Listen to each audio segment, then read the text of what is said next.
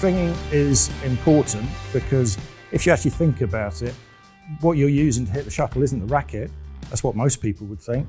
But actually, you're hitting the shuttle with the strings. Doesn't matter how expensive your racket is.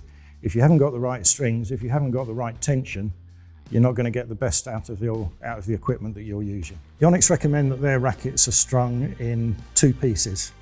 That means you use one length of string to do the vertical strings, another length of string to do the cross strings.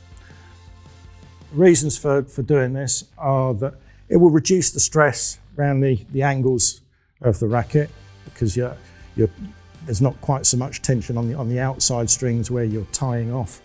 And also because Yonex recommend that you string the cross strings 10% higher than the main strings. This retains the structure and the integrity of the racket, but obviously if you're doing 2 different tensions, it makes sense to use 2 different lengths of string.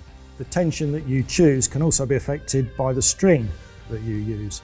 If you use a thinner string, you don't actually need quite such a high tension to get the same degree of repulsion power that you would need for a thicker string.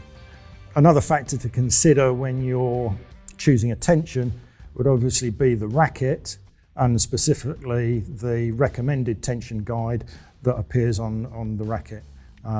You don't really want to exceed that, otherwise you're putting stress on the frame. Higher tensions are good for getting optimal repulsion and for optimal control.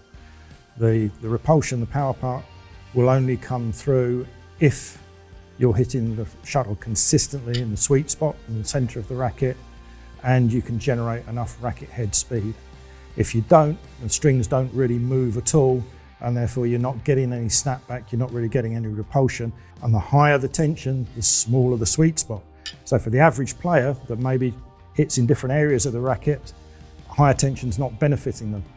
So for those type of players, lower tensions are going to be more beneficial.